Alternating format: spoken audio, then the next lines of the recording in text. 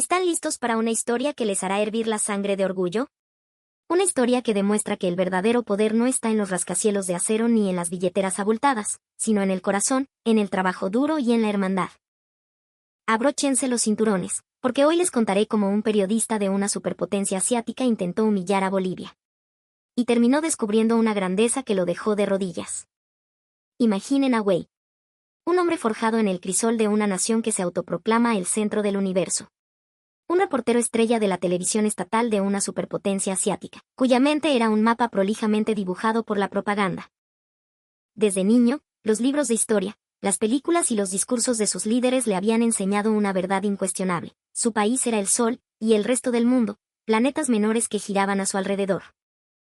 En ese mapa mental, América del Sur era una mancha borrosa, una tierra de caos, pobreza y folclore exótico. Y Bolivia. Bolivia apenas era un punto en ese mapa, un lugar que asociaba con montañas, llamas y subdesarrollo, un país que, según sus maestros, necesitaba la guía y la generosidad de potencias como la suya para poder salir adelante. Wei estaba cansado. El estrés de su trabajo en la capital, una jungla de concreto y ambición desmedida, lo había dejado agotado. Un día, su jefe le asignó un nuevo proyecto, un programa especial para elevar el orgullo nacional. El plan era viajar a un pequeño país sudamericano, Paraguay, y producir un documental que mostrara la influencia positiva y la superioridad de la ayuda de su nación. ¿Paraguay?, murmuró Wei, sin interés. ¿Por qué tenemos que ir a un lugar tan insignificante? Pero entonces, mientras revisaba los detalles de la misión, una idea se encendió en su mente como un relámpago. Una idea que despertó al patriota adoctrinado que dormía en su interior. Un momento. He leído que Paraguay tiene una relación muy cercana con Bolivia. Y ahí estaba. La chispa que necesitaba. Su rostro se transformó. La fatiga desapareció, reemplazada por una mueca de superioridad. ¿Bolivia? ¿Ese país andino, pobre y sin salida al mar, pretendiendo ser un socio para Paraguay? ¡Qué ridículo! Seguramente los paraguayos están hartos de la caridad de un vecino tan modesto, pensó en voz alta en la sala de reuniones. Deben estar anhelando en secreto la ayuda de un verdadero gigante, de un país poderoso como el nuestro. Esta es nuestra oportunidad. La idea estimuló su vena más competitiva, esa que había sido alimentada durante años de educación patriótica. En su país, la idea de competencia no era solo económica o militar, era cultural, ideológica. Perder ante una nación occidental era una ofensa, pero la sola idea de ser comparado con un país en desarrollo como Bolivia era un insulto intolerable. Con una energía renovada, Wei le propuso un nuevo ángulo a su jefe. No sería solo un documental sobre la grandeza de su nación. Sería una comparación directa. Un reportaje de calle, preguntándole a la gente común y corriente, ¿a quién prefieren? ¿A la poderosa superpotencia asiática o a la humilde Bolivia?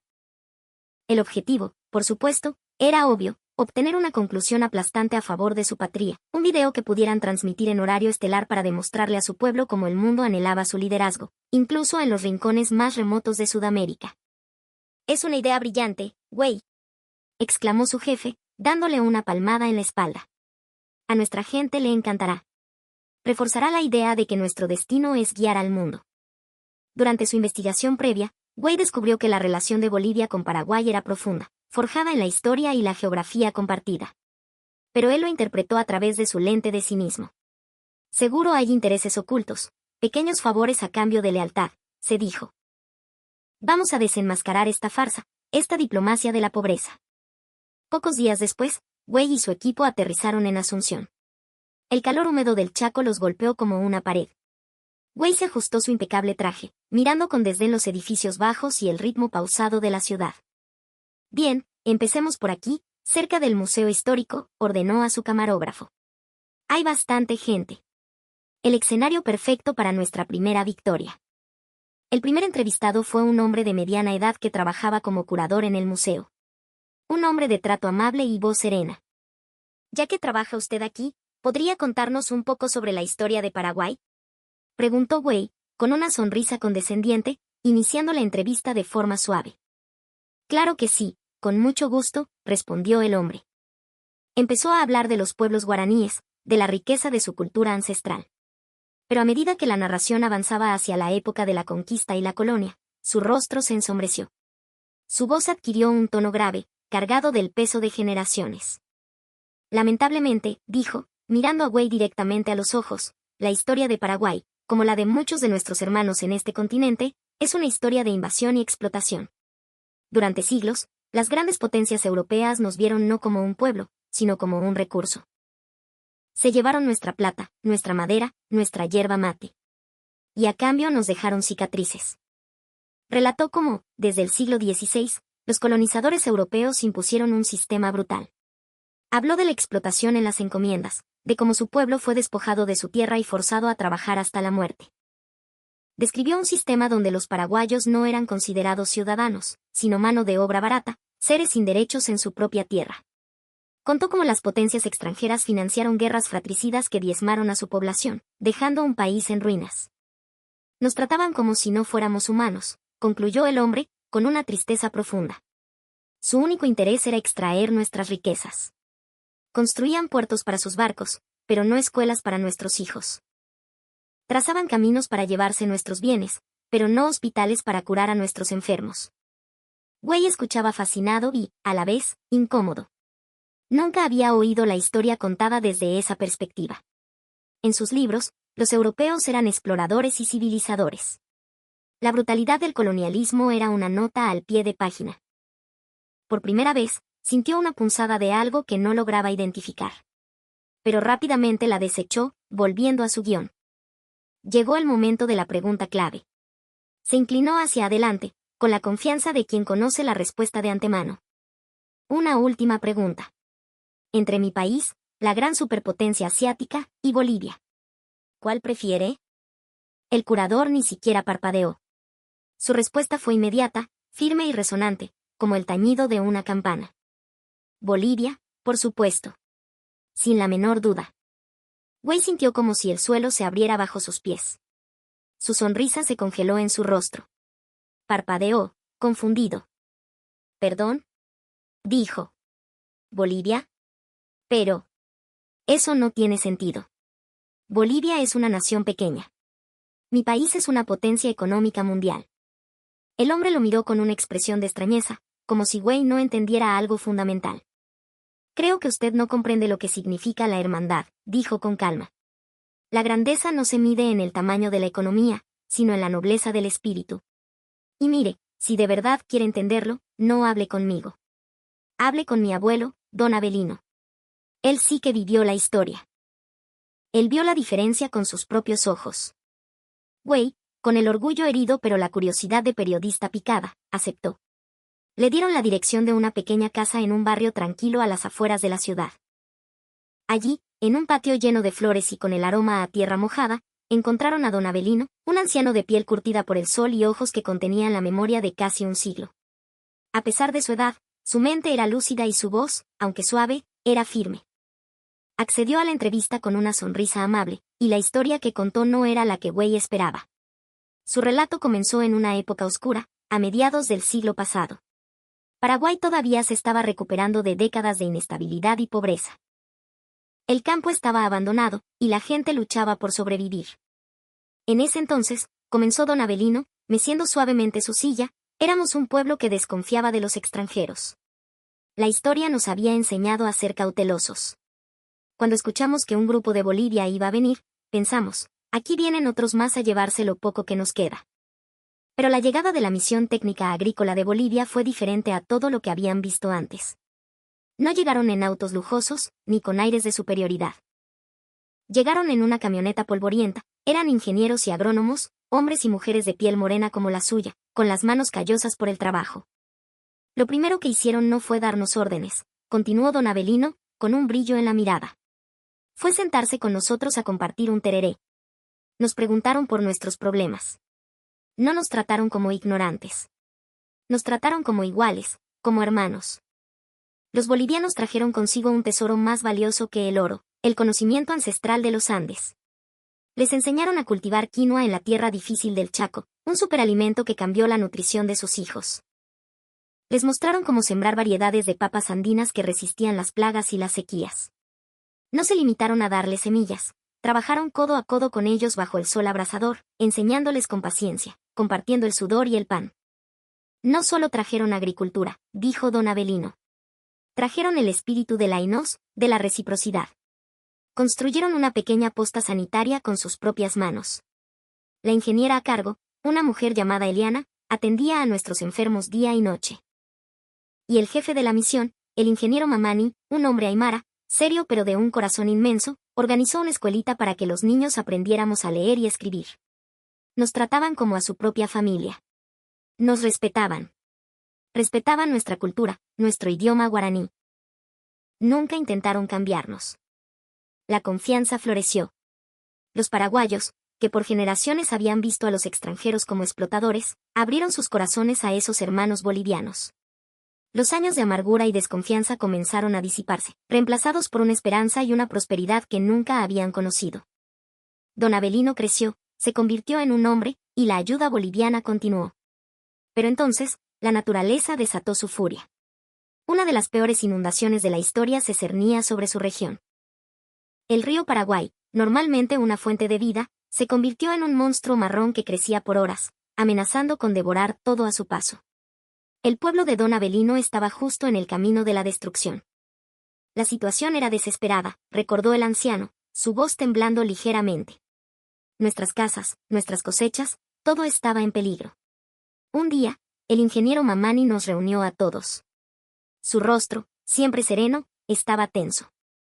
El agua va a llegar hasta aquí, nos dijo. La misión del gobierno boliviano es salvar vidas. Hemos preparado un refugio en las tierras altas. Deben evacuar inmediatamente. Nosotros nos quedaremos para intentar salvar lo que se pueda de la cosecha y las herramientas. Don Avelino y los otros jóvenes del pueblo se miraron. ¿Abandonar a sus amigos bolivianos? ¿Huir mientras ellos se quedaban a luchar contra el río? El sentido del honor y la gratitud era demasiado fuerte. No podíamos hacerlo, dijo don Avelino, apretando los puños de su pantalón. ¿Cómo íbamos a dejar solos a quienes nos habían dado tanto? Era una cuestión de dignidad. Así que un grupo de nosotros, los más jóvenes y fuertes, fuimos a hablar con el ingeniero Mamani. Ingeniero, le dijimos. Nos quedamos con ustedes. Lucharemos juntos hasta el final. Esta tierra también es nuestra, y ustedes son nuestros hermanos. Si hay que morir, moriremos aquí, pero no los abandonaremos. La reacción de Mamani los dejó helados. El hombre tranquilo y amable desapareció. En su lugar, un líder severo y furioso los miró con ojos de acero. ¿Qué estupideces están diciendo?, gritó, con una voz que tronó en el aire pesado y húmedo. ¿Creen que nosotros, un equipo de profesionales, necesitamos la ayuda de unos campesinos aficionados? Solo estorbarían. Son un obstáculo. Dejen de decir tonterías y lárguense de aquí ahora mismo. Don Avelino y sus amigos retrocedieron, aturdidos, como si les hubieran dado una bofetada. El dolor de esas palabras fue más agudo que cualquier herida física. En su camino de regreso, se cruzaron con otros técnicos bolivianos, quienes bajaron la cabeza y evitaron sus miradas. Así que eso era. Pensó don Avelino en ese momento, con el corazón roto. Al final, eran iguales que los demás. En el fondo, nos desprecian. Nos ven como inferiores. Todos los recuerdos felices, las risas compartidas, las comidas juntos, todo se desvaneció, arrastrado por una ola de amargura. Se sintió traicionado por la gente que más había llegado a amar. Con el alma destrozada, él y su familia hicieron sus maletas y se fueron al refugio en las tierras altas, sin despedirse. La sensación de abandono era total. Desde el refugio, veían como el agua subía, implacable. Quizás sea la última vez que veamos nuestro hogar, pensó. Y lo que más le dolía era que ninguno de sus amigos bolivianos había venido a decir adiós. Entonces, en un momento en que la lluvia amainó, ocurrió algo inesperado.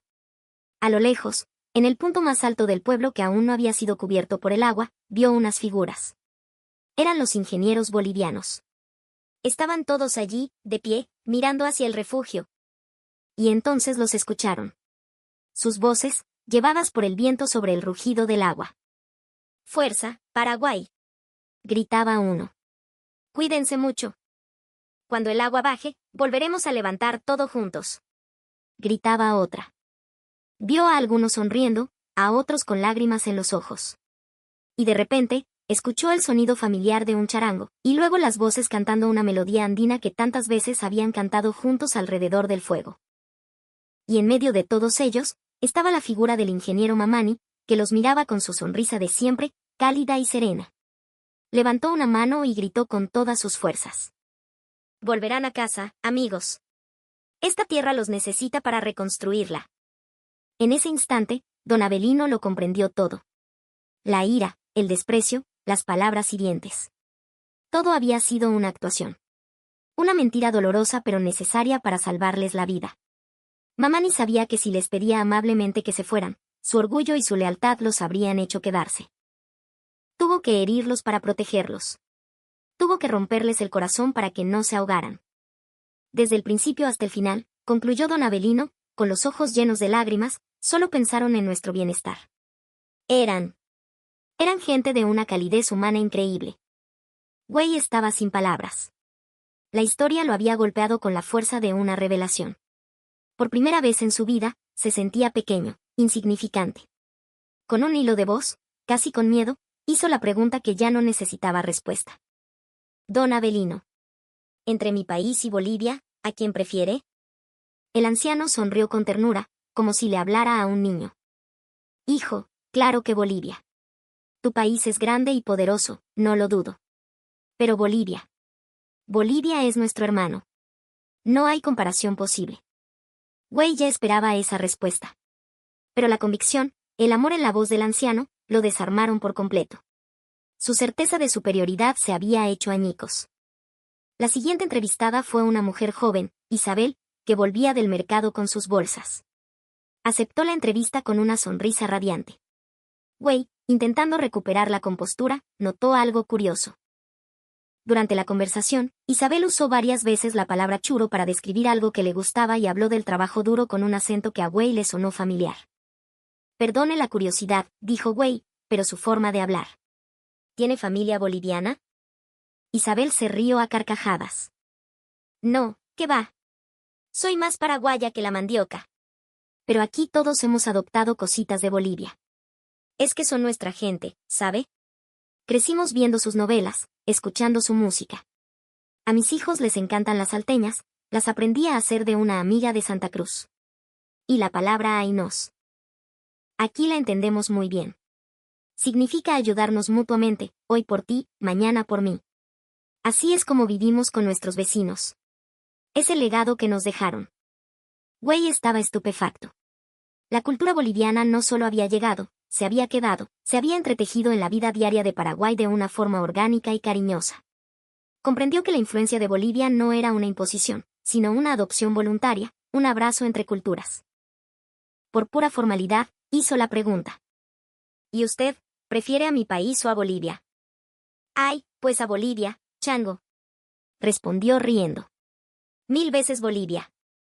A esas alturas, Wei ya no luchaba contra la evidencia. Su arrogante proyecto se había derrumbado.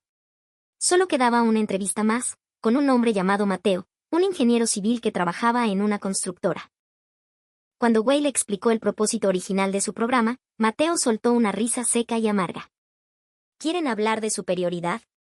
Dijo, con un tono irónico. Déjenme contarles una historia sobre 2 puentes. Contó que hacía unos años, la superpotencia asiática de Wei había financiado y construido un puente espectacular sobre un río importante. Lo llamaron el Puente del Dragón Brillante. Era una obra masiva, moderna, inaugurada con bombos y platillos, un símbolo del poder y la generosidad de su nación. Yo usaba ese puente todos los días para visitar a mis padres, relató Mateo. Era impresionante, no te voy a mentir. Pero siempre tuvimos la sensación de que algo no andaba bien. Se construyó demasiado rápido, los materiales parecían. No sé, de segunda. Los ingenieros de tu país casi no hablaban con nosotros, los locales. Trajeron a sus propios trabajadores para todo. Una noche, sin previo aviso, la tragedia ocurrió. El majestuoso puente del Dragón Brillante se derrumbó. Colapsó en medio de la noche, un estruendo aterrador que se llevó vidas y sumió a la región en el caos. La principal vía de comunicación y transporte quedó cortada. La economía local sufrió un golpe devastador. El país entero quedó en shock. Fue una catástrofe, dijo Mateo, con la mirada perdida. Una vergüenza. El símbolo de su poder se convirtió en un montón de escombros y muerte. Después del desastre, el gobierno paraguayo, desesperado, pidió ayuda a Bolivia. Y Bolivia respondió, dijo Mateo, su voz llenándose de orgullo. No con promesas vacías ni con arrogancia. Vinieron ingenieros bolivianos, de los mejores. Trabajaron con nosotros, nos escucharon. Diseñaron un puente nuevo, no tan ostentoso, pero fuerte, seguro. Lo construimos juntos, bolivianos y paraguayos, hombro con hombro. Usaron los mejores materiales, la tecnología más segura. Se tomaron su tiempo, hicieron las cosas bien. Ese nuevo puente fue bautizado como el Puente de la Hermandad Boliviano-Paraguaya. Y era, de hecho, el mismo puente que Güey y su equipo habían cruzado al llegar del aeropuerto, sin prestarle la menor atención. Así que, cuando me preguntas a quién prefiero, concluyó Mateo, mirando a Güey con una intensidad desafiante, ¿tú qué crees? Bolivia lleva más de medio siglo ayudándonos. No nos regalan cosas para tomarse la foto. Nos ayudan a construir nuestro futuro. Todos en Paraguay les estamos agradecidos. El viaje de regreso al aeropuerto fue en un silencio sepulcral. Cuando se acercaron de nuevo al puente de la Hermandad, Güey le pidió al conductor que se detuviera. Se bajó del auto y lo contempló. Ahora sí lo veía. No era solo una estructura de concreto y acero. Era una obra de arte, elegante y sólida. Podía sentir en sus líneas la dedicación, el respeto y la habilidad de quienes lo construyeron. Creemos que conocemos el mundo, pero no vemos nada, pensó. Igual que con este puente, no había visto la verdadera Bolivia. Solo veía los prejuicios que me enseñaron. El impacto fue brutal. Todo en lo que creía, todo su sistema de valores, se vino abajo. ¿Qué era la verdadera grandeza? ¿Qué era el poder? De vuelta en su país, Güey libró la batalla más dura de su vida, una batalla interna. Finalmente, tomó una decisión. Como comunicador, tenía una responsabilidad. Tenía que contar la verdad. Le propuso a su jefe cambiar por completo el enfoque del programa. La reacción inicial fue de furia.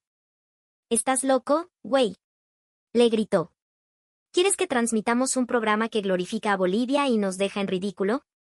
¿Acaso quieres promover la desunión y la falta de patriotismo? Pero Güey se mantuvo firme. Con una pasión que nunca antes había sentido, argumentó que el verdadero patriotismo no era la ceguera, sino la búsqueda de la verdad. Que su deber como periodista era corregir las percepciones erróneas y mostrar la realidad, por incómoda que fuera. Su convicción fue tan arrolladora que su jefe, a regañadientes, cedió. Hazlo, le dijo. Pero si esto sale mal, la responsabilidad es tuya. El programa se emitió. Güey esperaba una tormenta de críticas, quizás incluso el fin de su carrera. El teléfono del canal empezó a sonar sin parar. Un colega lo llamó, presa del pánico. Güey, es una locura. Los foros en internet están explotando. Corrió a su computadora y lo vio. Los mensajes llegaban por miles. Y, para su sorpresa, aunque había algunas voces furiosas que lo acusaban de traidor, la gran mayoría de los comentarios eran de asombro y gratitud. Gracias por mostrarnos esto. Nunca imaginé que Bolivia tuviera un corazón tan grande, decía uno. Esta es la verdadera historia de hermandad que deberíamos aprender, decía otro. Quiero saber más sobre el verdadero espíritu de Sudamérica. Qué nítido, escribía un joven. Para una audiencia acostumbrada a la propaganda y a verse a sí misma como el centro del mundo, descubrir esta historia de solidaridad genuina, de un país como Bolivia actuando con tanta nobleza y calidez humana, fue una experiencia reveladora. Ese día, algo cambió para siempre en Güey. Miró por la ventana de su oficina los imponentes rascacielos de su ciudad, la gente corriendo apurada por las calles, y se preguntó, ¿y nosotros? ¿Tenemos algún país en el mundo al que podamos llamar, hermano, de verdad? La imagen de la sonrisa de Don Avelino y el paisaje tranquilo de Paraguay volvieron a su mente. Decidió que pronto volvería a Sudamérica. Pero esta vez, no como un reportero con una agenda, sino como un viajero, con el corazón abierto, para aprender. Esta historia, mis amigos bolivianos, nos deja una pregunta. ¿Somos conscientes del tesoro que tenemos? A veces, hace falta que alguien de afuera, con los ojos llenos de prejuicios, venga y descubra nuestra grandeza para que nosotros mismos la recordemos. El verdadero poder de Bolivia no está en sus recursos naturales, sino en su gente, en su capacidad de tratar al otro como un igual, en su calidez humana. Y ese es un poder que ninguna superpotencia del mundo podrá jamás igualar. Si este relato les ha tocado el corazón, compartan este video, para que el mundo entero sepa de qué estamos hechos los bolivianos.